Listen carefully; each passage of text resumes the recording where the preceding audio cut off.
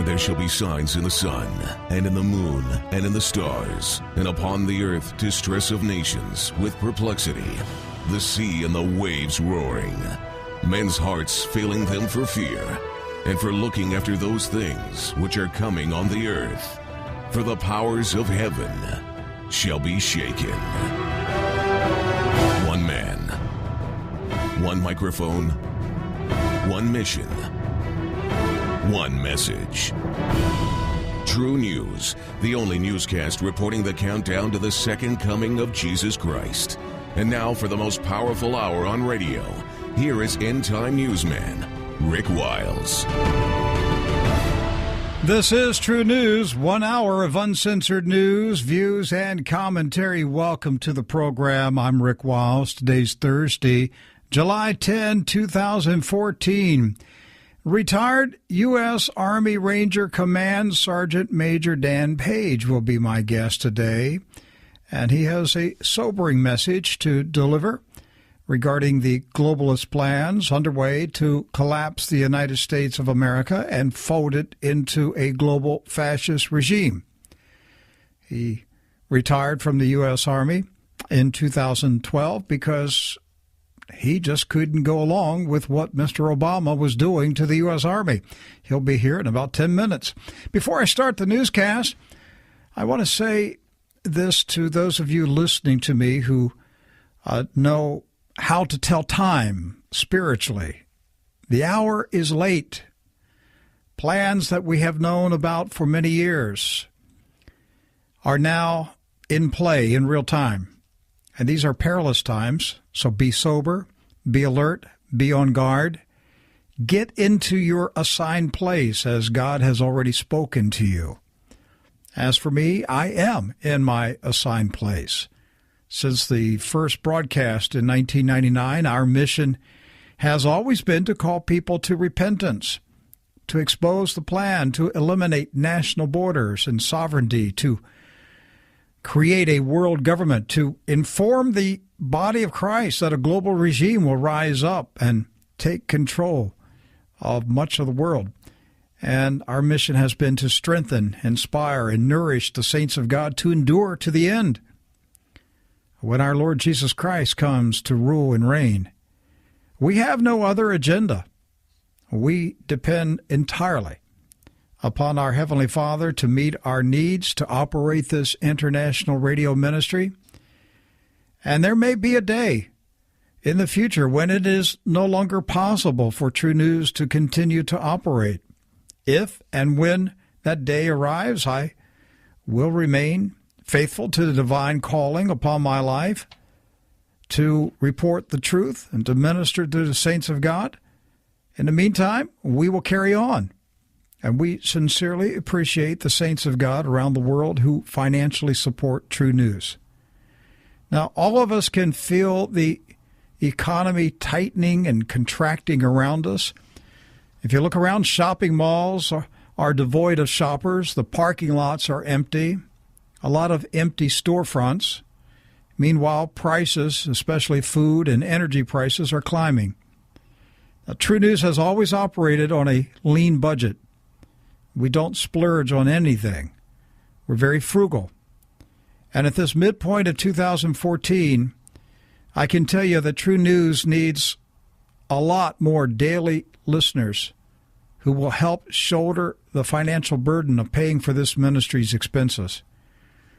We have a very small, loyal group of supporters who carry all the weight.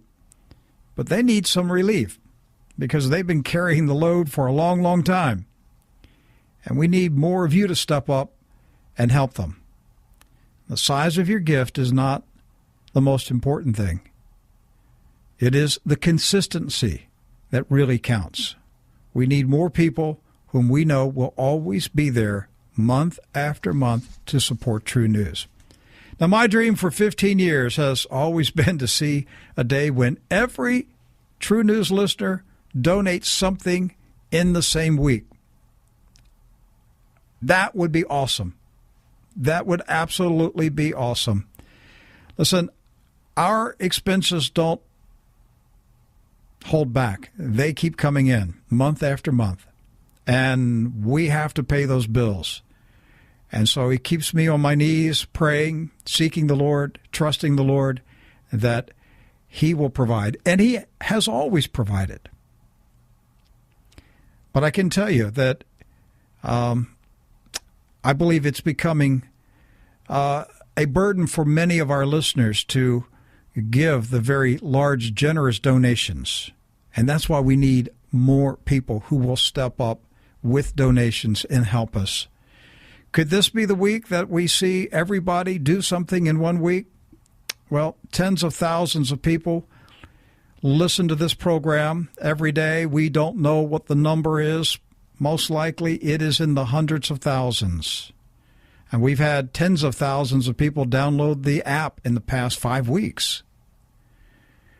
But we would be greatly encouraged if every single person would do something this week to say, I'm going to show my appreciation for True News. I'm going to do something, and I'm going to get a donation to True News. It would be very encouraging to us. Now, you can donate online at TruNews.com. If you have the app, there's an icon. Click on Donate. And if you're listening on AM, FM, or shortwave radio, you can send a check or money order to Post Office Box 690069 in Vero Beach, Florida. The zip code is 32969. Thank you very, very much. Well, days ago, we saw the shocking photos of ISIS jihadists using sledgehammers to break up and destroy ancient biblical artifacts in Iraq, such as the tomb of the prophet Jonah. Today, we're told by the news media that ISIS seized 88 pounds of uranium from a scientific research lab at a university in Mosul. And it's easy to see where this storyline is taking us. A dirty bomb will explode in New York City or Washington, D.C., or London or Paris or some other Western city. When I read about the uranium last night, my first thought was the vision seen by the late Chuck Colson in December 2005, in which he saw terrorists explode a dirty bomb in Washington. In the vision, it happened after terrorists captured control of the Middle Eastern oil fields. If you recall, when John Shorey was here a month ago, he talked about the late Pastor David Wilkerson's 1984 book, Set the Trumpet to Thy Mouth. He recounted David Wilkerson's famous vision in which he saw American cities on fire. But he said it would happen after the Middle East oil fields are set ablaze. Now, John interpreted that to mean that it was a reference to the Gulf War when Saddam Hussein set Kuwait's oil wells on fire. But I got to tell you, I politely disagree with John. I think he's missing what the Lord was telling him. I believe the Holy Spirit is alerting us to watch now for the oil fields to be set ablaze. And when you combine David Wilkerson's vision with Chuck Colson's vision, you see a bigger picture. Chuck Colson saw terrorists seize control of the Middle East and shut off the flow of oil to Europe and America. When the oil flow is shut down is when the dirty bomb exploded in Washington, according to the vision he saw in 2005. Today, we're told that ISIS captured 88 pounds of uranium. So, as far as I'm concerned, the storyline is in motion. That's why I say be alert, be on guard, be prepared. If you're wondering how much time we have remaining to be prepared for these types of events, my best estimate, and that's all it is, it's my estimate, is 12 months or less. That's the best case scenario. We're no longer talking in terms of years. We're now talking in terms of months. So act accordingly. Russia today reported that more than 340 gallons of water leaked from the cooling system intended to stabilize the temperature of the spent fuel at reactor number 5 at Fukushima. The system was offline, but loaded with fuel rods when the plant was damaged by the earthquake in 2011. Now, according to RT, that accident caused 3 of the plant's 6 nuclear reactors to melt down. But this is what's troubling. What they're saying now is the source of the leak was apparently a 3-millimeter diameter hole near a flow valve.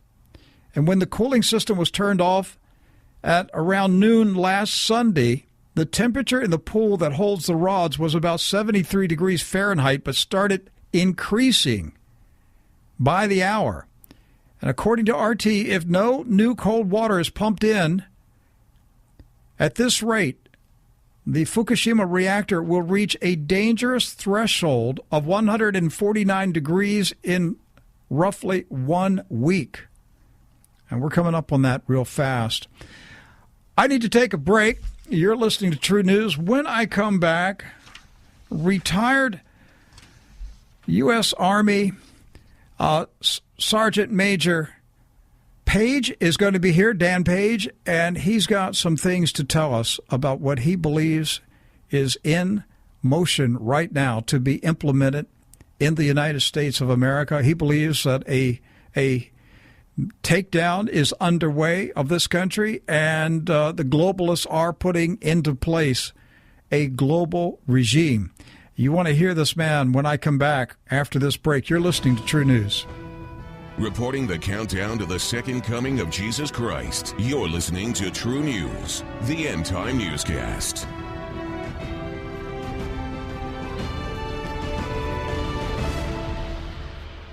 For over 16 years, listener-supported True News has been the champion of news and content not heard in the mainline media. True News has expanded its message to 12 hours a day, 7 days a week on 2 international shortwave stations. That's almost 9,000 hours of programming a year. We now produce or broadcast Revelation Ready, End Times Outpost, True News, Strength for the Journey, Preparing for the End Time, Real Science Radio, Homecoming Radio, More amazing content is coming. We reach out through radio, YouTube, Blog Talk, Shortwave, and our new smartphone app with over 22,000 downloads. True News is spreading the message of the second coming of Jesus Christ because of your faithful support to this vital message. A message like no other. But we can only go so far with the resources we have. Keep the message growing and strong. Support True News.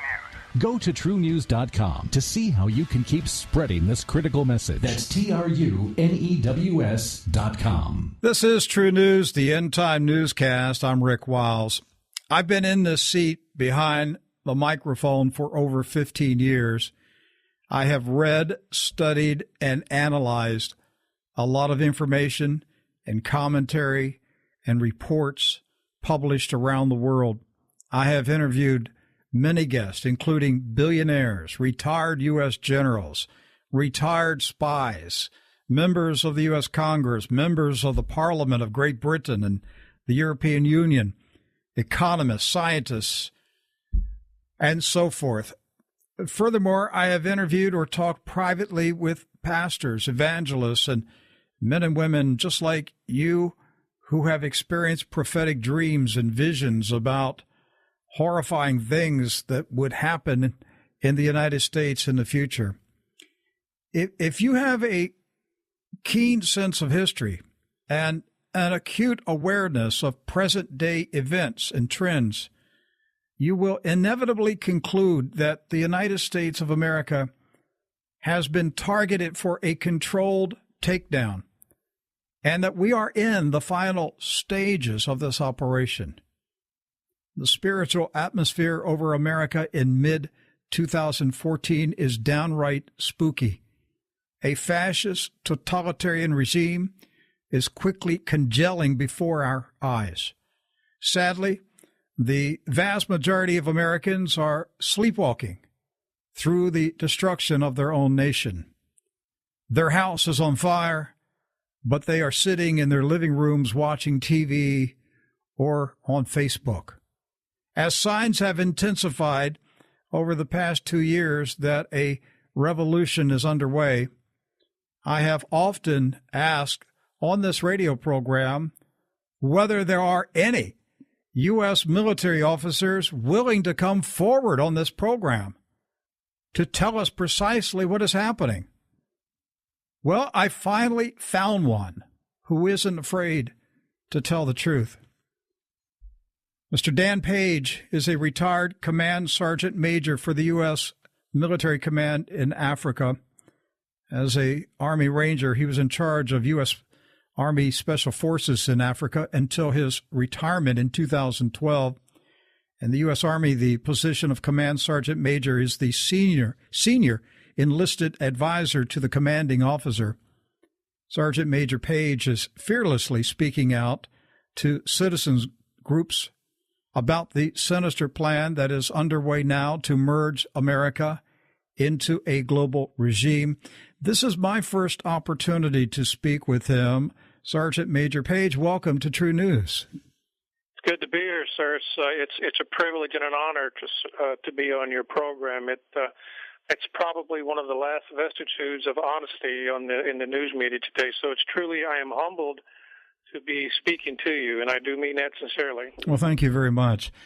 Let's start let's start with a brief summary of your military career, in particular your involvement with the U.S. Military Command in Africa. Well, I'll give you the Reader's Digest version because it expands just right at 38 years. I got drafted in 1969. And then, unbeknownst to me, I was not well educated. I had left school in the 6th grade. And the long story short, I volunteered for airborne school. I come in, I was drafted, and I was in an infantry unit. And I went to Fort Benning, became a paratrooper, then Ranger School, and I went to Vietnam.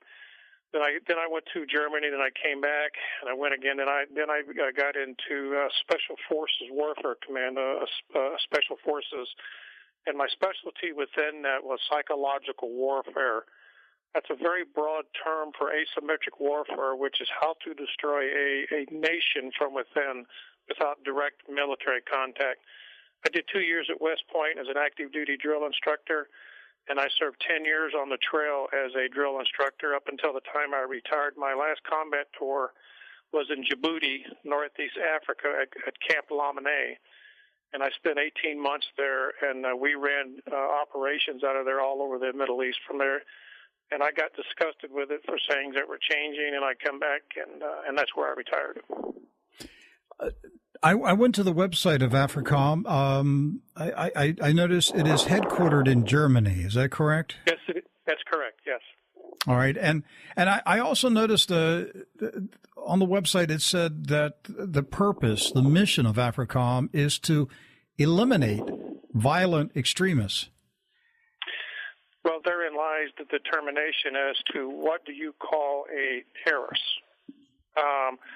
You have Al-Shabaab in there, you have Hezbollah, Hamas, Al-Qaeda, Taliban. You have everybody in there recruiting the African population to join their cause against the common global socialism, because they are vehemently independent and sovereign of their countries, and they don't want to be brought in to the type of economic situation that we are experiencing today.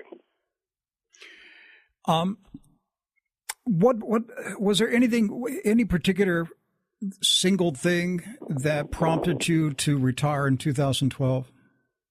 Yes, it was. The Secretary of the Army came over there on a visit, and his sole purpose was to garner our feelings on homosexuality into the military, and then would we be able to serve in a new form of military that he did not define, that I later worked out on my own, that the new service was going to be far different than what it is now, and I had no phantom of the depth of what that man was talking about.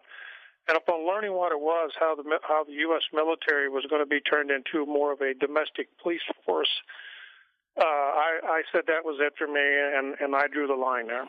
Wait a minute. This was what was the position? Was this the Secretary of the Army? Yes. Mm-hmm. At that time, correct. His primary his whole meeting that we went on there with was discussing that the rules are going to change to allow active homosexuality to be into the military, and I just could not go with that. And then he briefly touched upon a plan that the Army was going to be redirected into more low-intensity conflict, and that may very well involve domestic terrorism within the U.S., and I knew exactly where he was going with this conversation. Were there any other officers who were alarmed? Not really, because the secretary at that time chose to meet with the enlisted, and he wanted to get their feedback on how they felt about the policy changes that were coming. Women coming into military and serving in combat roles.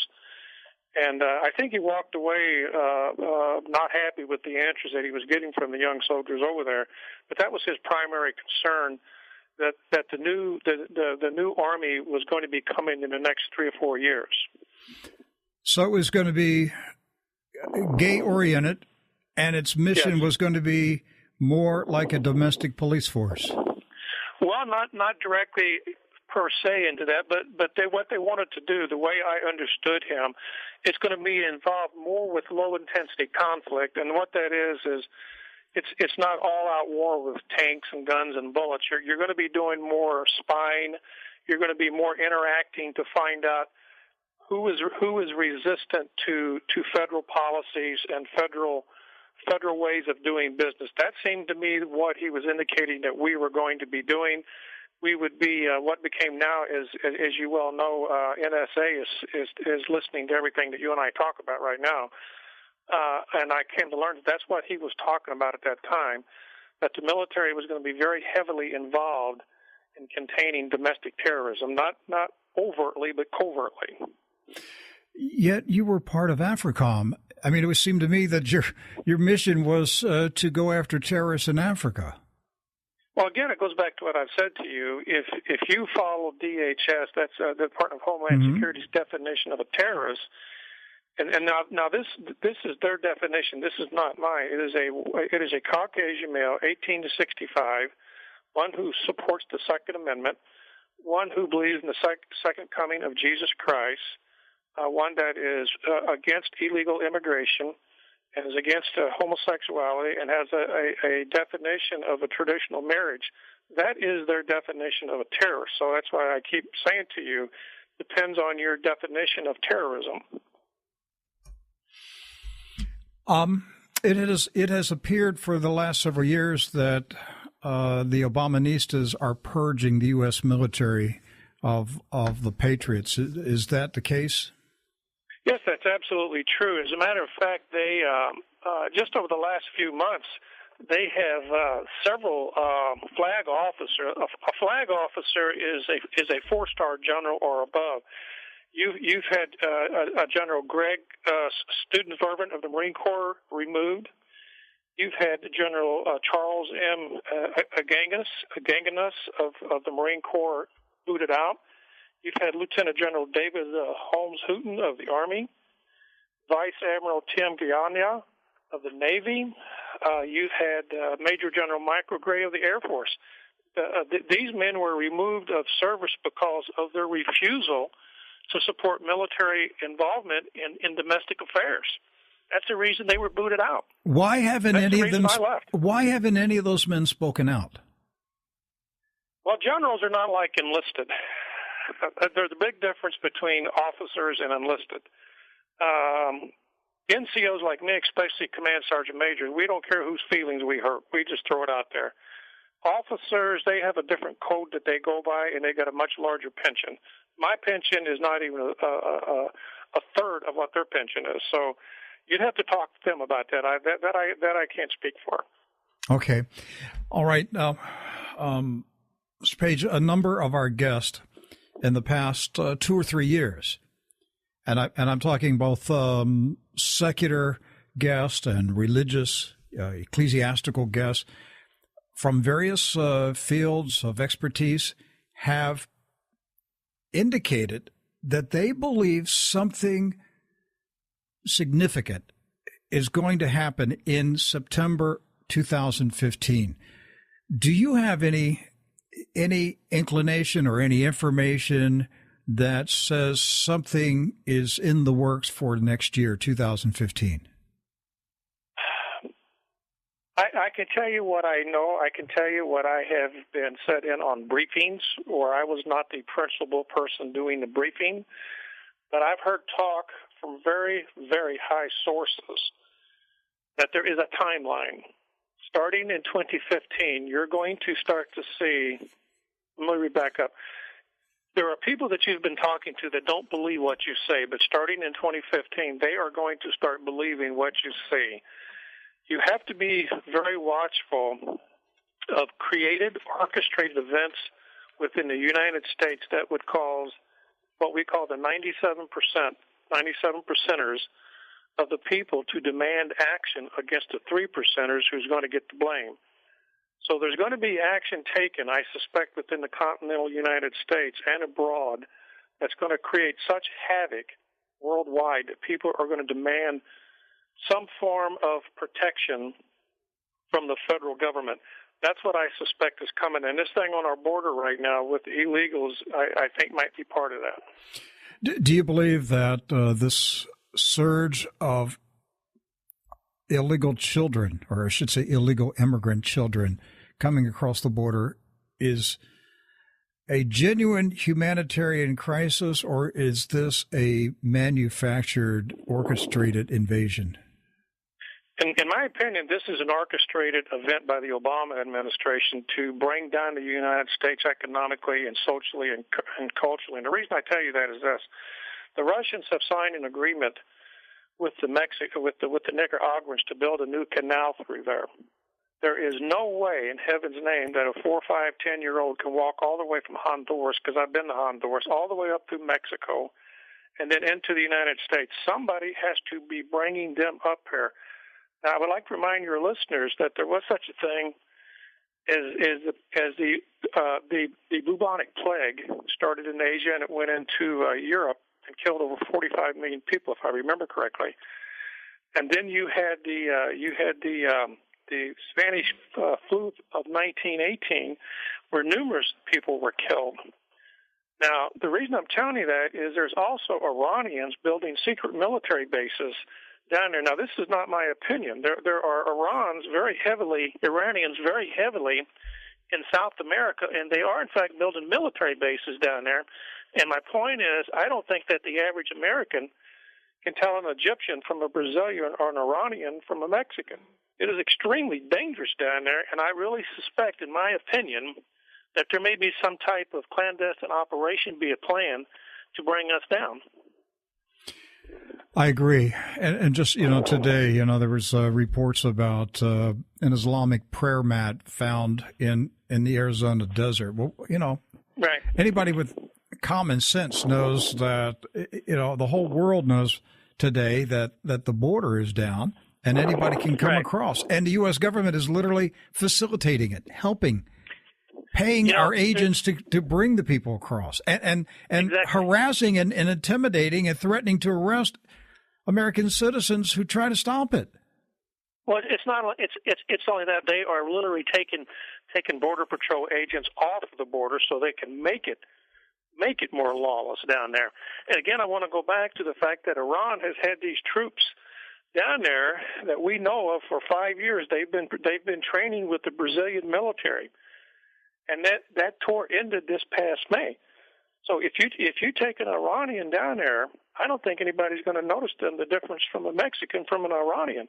Now, if you talk to people within Homeland Security privately, they will tell you there's a real threat there. And if you remember, back in I think the late 80s, when the former Soviet Union collapsed, there has been alleged that there's up to 80 suitcase or backpack-type nuclear bombs missing. And yet our southern border remains totally unprotected. If we can protect everybody else in the world, and I did 4 tours in in Afghanistan and Iraq. If we can send billions of dollars in troops over there, why can't we protect our border? Doesn't make sense. 15 years ago, I met privately for 2 days with former GRU military spy Stanislav Lunov, colonel in the GRU, and his chief assignment in the 80s and 90s was to find places in America to hide nuclear suitcase bombs. And I asked Colonel Lunov, how did you bring the suitcase nukes into the United States? And he said, we used illegal immigrants to walk them across the border. Correct. So if they were doing that 20 years ago, what do you think they're doing today? Well, Homeland Security will tell you that they have what they call OTMs. That's other than Mexicans. This illegal children, by the way, this is the first wave that actually has been outed into the news media. But they've been having 10,000 per week since the first of the year hitting that border. In these briefings I've seen, I want to go back to 2015, there is a timeline that I have seen. In 2015, you're going to start to see economic woes, international crisis, and blah, blah, blah, blah. The U.S., as I understand it, is to merge into a North American Union no later than 2017, 2020 at the latest. So our national sovereignty is under direct attack here because Mexicans can hold triple citizenship. They can hold a citizenship in Mexico and vote, while they're American citizens and vote up here, and then they'll become state citizens. Are you saying Are you saying they're going to revive this North American Union concept again? Well, of course. Well, of course they are. Yes, they are. That's never going to go away. As a matter of fact, and again, this is a lot of times just senior commanders and soldiers talking. There's something called CAFTA and then AFTA. Have you heard of those two things? No, I haven't. AFTA stands for Central American Free Trade Agreement. AFTA means the Americas. So what you have now is Canada, America, and Mexico involved in NAFTA. With CAFTA, it's going to go all the way down to Panama, and then the final leg will be all the way down to Brazil. We will be under one social form of government and one economic system. Now, that's what's about to happen. George W. Bush tried to do that, and it got stopped. But you're saying it's still underway. They're still negotiating. They're still putting this thing together. Well, of course they are. Yes, they are. No, it's not going away. It's talked about at very high levels. You know, the American news media has done a marvelous job of demonizing Caucasian Christians. They have literally demonize them to the point that if you talk like this, you're accused of being a sexist, a racist, or something like that, and that is the furthest thing from the truth. They don't want the truth to be heard out here, and we're coming to a point in America where people are going to have to make some decisions, and you mentioned this in your opening statement. They're either going to have to get into the game and quit playing child's game with sports and things like that, and they're going to start having to hold the American politicians' feet to the fire, or else we're going to lose our country by 2017. All right. Now, I woke up this morning, and the first thing on my mind as I was getting dressed was Dr. Daniel Daves, who lives in Costa Rica. He's originally from Texas. He moved to Costa Rica, but here's the reason he moved to Costa Rica was several years ago. He had a prophetic dream in which he and his son were standing in downtown Dallas, Texas, near Dealey Plaza, and there was a vast crowd of people in the streets. They were looking up at the skyscrapers. Suddenly, the skyscrapers had video screens, and a government official appeared on all of the skyscrapers, and this man made an announcement. He said, number one, the United States of America has ceased to exist. Number two, all property lines have been erased. Number three, the dollar is dead. Now, that dream shook him up so much, he got his family out of the country. Now, I woke up this morning, sir, with that on my mind, and I've not talked to Daniel Daves for probably since last year. And then, in preparing for this interview, I was watching a video of you speaking, and you almost said the exact same things about what's going to happen starting in 2015. Well, let me go back to that, and then I'm going to talk to you about a road the Chinese have built. But I want to go back to what you just said about the sky. Psychological Operations has new equipment that has just come out in the last couple of years, and they are capable of projecting an image into the sky that will entirely fill the sky with any image that they so want. Secondly, We have new computer chips into psychological warfare sound systems. It cannot control your thinking, but they can disrupt your brain activities, and you can become very nausea and things of that sort. So we are one step away from we can throw the image into the sky now to appear whatever we want. If you're a Buddhist, you can see Buddha. If you're a Catholic, you can see Mary if you so desire. If you are an evangelical, you can see Jesus. So those things are possible right now. What is not known is that with the new sound equipment that psychological warfare units had, which I commanded, they're able to start scrambling your brain, and they're one step away from being able to send you a thought. Now, that's just very, very close. Now I want to go back to a road that's been built from China, from the southern part of China. I think this is maybe what you're talking about.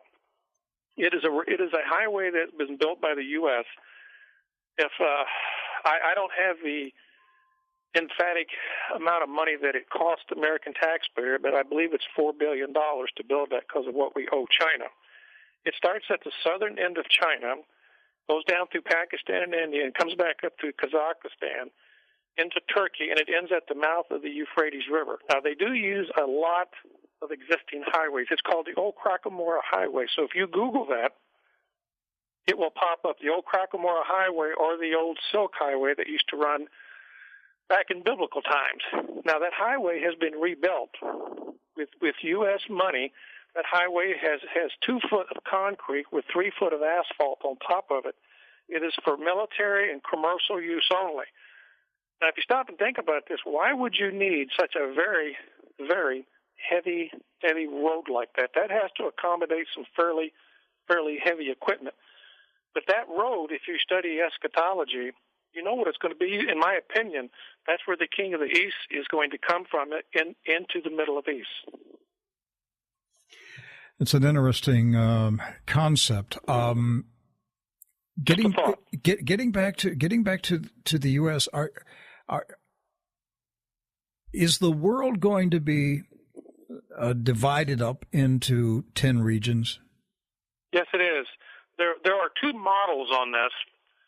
I don't have it right here in front of me, and I'm going to go from memory, but the world has been broken down right now into 10 regions. And there's 2 models. I'll give you the first one. The region 1 is the United States. Region 2, I'm going to go from memory now, is Japan, and it goes down through Australia. You got the European Union, the Asia, and some other countries. That's model number 1. The second model that they're toying with is to create 10 unions based upon the European Union. So with us in America, it would be the North American Union. That's region number 1. Then you have the European Union. Then you have the New Zealand-Australia Union, the Japan-Korea Union, the Asian unit, and so forth. So that's the 2 models that they're toying with right now. But they have to crash the economies in each of those countries and globally to bring this about. Who's going to make the final decision about which model is implemented? That I don't know. It's going to be very interesting. This is just my thought on this and some other people that I know in different positions. The U.S. wants to use the UN to make the world in our image, and the UN wants to use us to make the world in their image. My feeling is this. There are 5 or 6 countries mentioned in the Bible that never lose their sovereignty. You don't hear about anybody else. So I think that we're going to lose. That's just my thought. I think the U.S. is going to lose in this. I think that the European Union is going to dominate this. When you were in the military, did you ever see or hear talk of such a plan? Oh yes. It's openly talked about. Well, let me say, it's privately talked about. It's not talked about in front of junior enlisted. It's talked about with commanders and their senior NCOs or flag officers. This is well known. Mm-hmm. I mean, it's not something out of the blue to them. Mm-hmm. But they're not going to talk about it because they've got career story about. And even now, I'm retired. I can be called back active duty whenever I want, held accountable for this. But you have to You have to speak the truth because you are going to face your Savior one day, and I'd much rather please Him than man. So that's what I'm looking at right now. That's right. When do you believe that they're going to attempt to begin implementing this regional plan? Well, for me and people in my position and my background, I can see it already. It started a long time ago. It started when we entered Bosnia. I was the long story of that. I was in Tuzla, up at M&D North in Bosnia, and we had a general. I'm not going to name his name, but he said that he told us that this is the beginning of the New World Army at that time. Because we had what we call Salute Alley. And every coalition force member that was involved in that had their flag up, and we were required to salute every one of them. And we wore different unit patches from different armies. And he said this was the beginning, and this was in '95, then again in '99. This is the beginning of the New World Army, he said. Now, this was a U.S. commander of a division over there. So that's where this thing actually started. Obviously, yeah, it's been underway for quite some time, but are we going to see it on the surface level? Is this going to become much more visible in the coming 1 to 2 years? Well, here's what you're going to see. If the military starts, the only way you'll see the military get involved is if local law enforcement cannot control the populace. Then what will happen is the military will come in, but they will stay in the shadows. Typically what we do when we come into a country that has the type of government that we have or similar to that, they will disarm the policeman. They will leave a weapon in their holster, but they will take the firing pin out and the magazine remains empty. So they'll have the presence of the police, but they'll be the real authority behind it. The second thing will happen is all communications will be shut down. And the military will bring in a new broadcaster, such as your voice will not be heard. You will be silenced.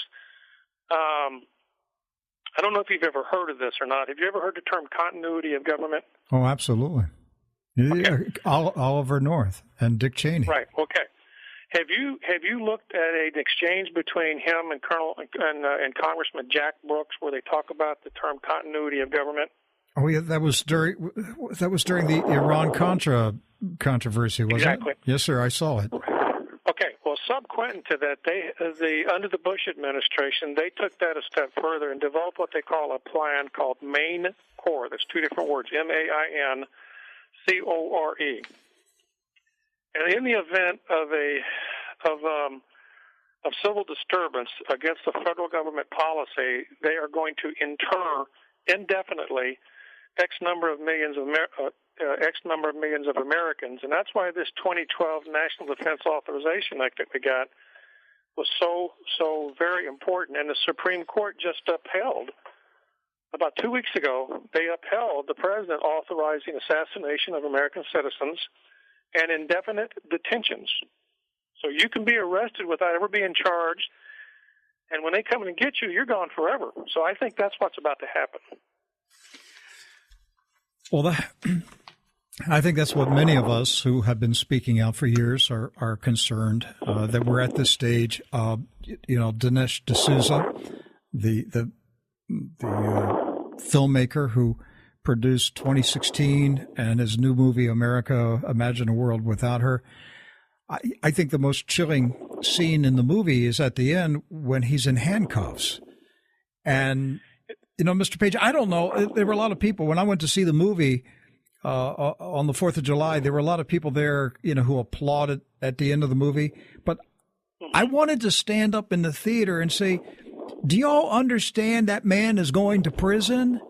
Do you get it? He made a movie 2 years ago about Obama, and now, 2 years later, he's on his way to prison. Right. The Army just built a new training center in Virginia. Perhaps you've heard of this. Yes. Now, we've always had training centers around the world, but we have never built a city to scale that resembled a U.S. city. We've always had them built to an African village or a Middle Eastern city or something like that. But the one in Virginia, and that came out, that was made public, I think, back in February or March. That's for a reason. Soldiers in the military, and remember, I used to be a drill instructor, a first sergeant and all that, they are being told that if you want to stay, now I have not confirmed this. I just got this yesterday. I have not confirmed this. That officers now who serve at the discretion of Congress, if they want to go beyond their initial 6 years, they've got to sign a waiver saying they're willing to shoot American citizens if the president so orders that. So this is the kind of thing that they're going into. They now used to have target training on the rifle range where they had just the shape of a human form. Now they're actually starting to put faces on those things, and they are not Arabs, they are not Muslims, but they are Americans. So that's a whole switch in training doctrine. And that training city in Virginia, I think, is it at Quantico? That training city has a church. It looks like a Baptist church or a Methodist church. Right. There is an air of extreme hatred toward Christians within the military. You cannot close prayers in the name of Jesus. You can make a generic prayer as long as no one finds it offensive, but you can't use the word Jesus. You can't. In many places, you can't even have a Bible sitting out now. Now that's persecution. This surge of illegal immigrant children coming into America, the children are being taken by federal agents to U.S. military bases where the children are being detained and held at military bases. I suspect this is a psychological effort to prepare the American people for the roundup and detainment of their children in military bases. Well, I would think that's true. See, one of the things that we do in psychological warfare, and this is kind of a pet peeve of mine. When I was born, they have to put down who your mother, father is, race, and sex, stuff like that. And they put down a Caucasian male on my birth certificate. Well, the other day I went down to get a new one, and they had white male.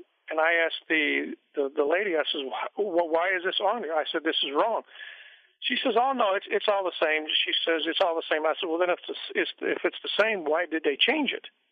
Well, the point I'm trying to make to you is I did 2 years in Germany at the University of Heidelberg studying psychological warfare and how to get people to go along with a program and make it easy for soldiers to kill if they needed to kill them, such as in World War II. Well, the first thing they have to do is to take your humanity away. And the first thing they do is they redefine you as your race. So I was born a Caucasian male, but I have evolved into a white male. So that tells you how they're doing this. They're programming the American people for dependency. If they can get you dependent, then everything else will fall into place, because people, when they get hungry, will do anything they can to eat. So these kids coming up here are nothing more than a ploy. And bear in mind, if they're willing to misuse those poor children, think of what they're willing to do to me or you. If they're willing to kill them by letting them loose in the desert, what are they willing to do to us?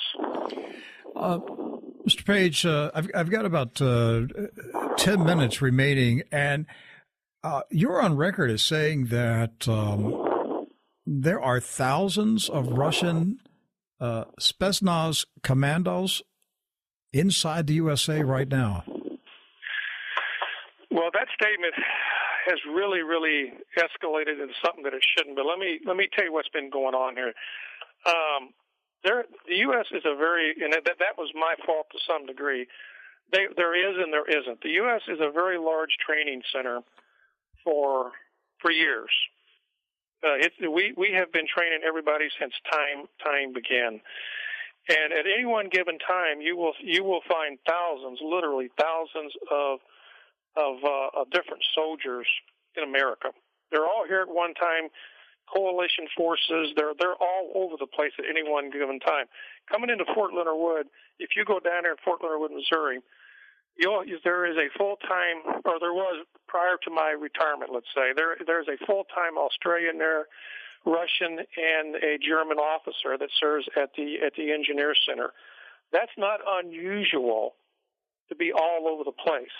Now, when I was aware of them coming in like that, that was back then. I do know that there was a large contingency of them out at the Denver airport, large contingency, and they even set up games out there to see if they could storm the Denver airport. So that's what I meant by that statement on there. Well, So I mean, we know for a fact that there was a group of Russian Spetsnaz at Fort Carson, Colorado. Right. Was 2 years ago. Right. Which was that's what I was. Yeah, it was a shocking revelation. Why would we invite Russian commandos to train alongside American commandos? Why would we show them our training and our techniques and how we operate? What's the purpose of it? Well, the very simple. It started in Bosnia. I want to go back to that when we started augmenting the same style radios, the same training procedures. But the reason they're doing that is, you remember Boris Yeltsin when they had the alleged coup just before the Soviet Union collapsed. Do you remember what happened when Yeltsin stood on the tank out in front of the Kremlin? I remember him standing. What happened? Okay, the Russian soldier refused to shoot on their own people. So that's why they're bringing in. There are large amounts of Russian soldiers in this country. I'm not backing down on that. What I'm saying is that they come in and go. It's very fluid. Okay, you never know how many is here, but there are thousands of foreign soldiers in this country, including Russians, and they will shoot American citizens because they're not going to hesitate to do it. I've always suspected that if we have large-scale civil unrest in this country, or if there is an uprising where the American people try to dislodge a criminal regime from its death grip on the constitutional republic, that NATO troops would be invited in to help the military put down what they're calling insurgents. Of course. As a matter of fact, you had let me touch on something real quick here, because time is short. About 2 months ago or less, a Mexican helicopter invaded American space and shot on American Border Patrol agents. We know that there has been Russian soldiers on our northern border in Canada at a full time, and the Canadian police have even made excursions into our borders, and they're going undone. We have NATO aircraft flying over America during the immediate time after 9/11 occurred. So that's not unusual. That's right. You're right, and I agree with you. In my opinion, sometime between now and 2017, there's going to be a bloodbath in this country. I believe it has started. In my opinion, I can see it, but the rest of the country is going to see it soon. Do you believe that it's going to be a spontaneous uprising, or is it going to be what you mentioned in the beginning, a created, orchestrated events to create havoc? It could be a combination of both. When we went into Afghanistan and these other countries, we usually go in very light clothes, civilian clothes sometimes, and we create a problem so that the people will want us there. I suspect it's going to have a three-pronged attack. I suspect the economy is going to get very bad, and those people that rely on some kind of state assistance are going to be in big trouble. Secondly, there's going to be a created or orchestrated international event to draw your attention away. And then there'll be a big event or a series of small events within the U.S., and that's when it will happen, because it's what we call the 97 percenters. 97% of the American people are going to go along to get along, 3% are not. And I think that's what's going to happen. Mm-hmm. Well, today's news out of the Middle East, that ISIS seized 80-some pounds of uranium. You can see where this is going. Right. 6 months, a year from now, there'll be a dirty bomb that explodes in a major Western city. Well, this I know. I can tell you who's going to get the blame on this, because, I've had this discussion with very serious people within the military. It's going to be Caucasian male Christians who are going to get the blame for this. If you talk to any police officer, when he goes to training, there are three groups identified as terrorists. First is the sovereign citizens movement. Secondly is the Aryan Nation, and a third are Christian males. They never talk about other people as terrorists. They don't talk about the Black Panthers. So the people are being programmed to believe the fact that Christian males are the terrorists. So they're the ones who's going to be blamed for this. Final question: can this be stopped? with you, it can, but it's not going to be. But it can be, yes. Why do you believe it won't be? Because of the 97 percenters. Let me give you an example of what I'm saying. This last Super Bowl, the average ticket prior to that game was $240 a ticket. According to Visa and MasterCard, there were there was a large percentage of people went bankrupt on their credit card because they went to see the Super Bowl. We have misplaced priorities, sir. We are focused on the here and now rather than the hereafter. And as long as grown men are more active in watching sports than getting politically involved, this is not going to change. A real quick story. I was getting my hair cut this morning, sitting in the barber shop. Two men were in there. All they could talk about was sports. So the barber asked them about the kids on the border, and they had no idea what this man was talking about because all they wanted to do was talk sports. So that was the reason it's not going to change until grown men man up and be men. And my fear is fear will overtake them at that point. Right. And I can tell you, if you are not afraid, then something's wrong. God give us the spirit of fear to say, slow down, think about what you're doing. Okay? There's no such thing as not fear in battle. I've been so afraid because I've had 6 combat tours in my entire career, and each time I've been terrified.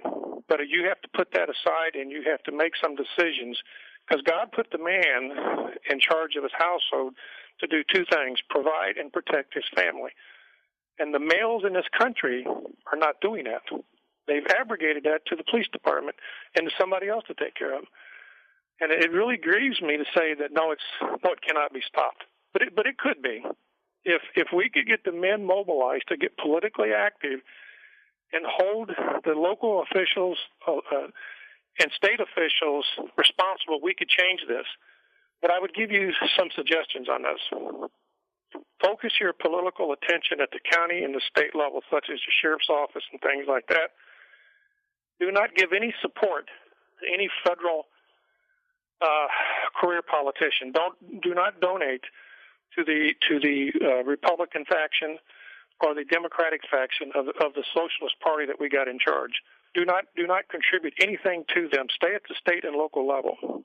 Then I think we have a chance. All right. Well, the bottom line is Jesus Christ is our only hope. Correct. I agree with that. And unless this nation turns to Jesus Christ, nothing we do is going to work. My guest today is retired Command Sergeant Major Dan Page.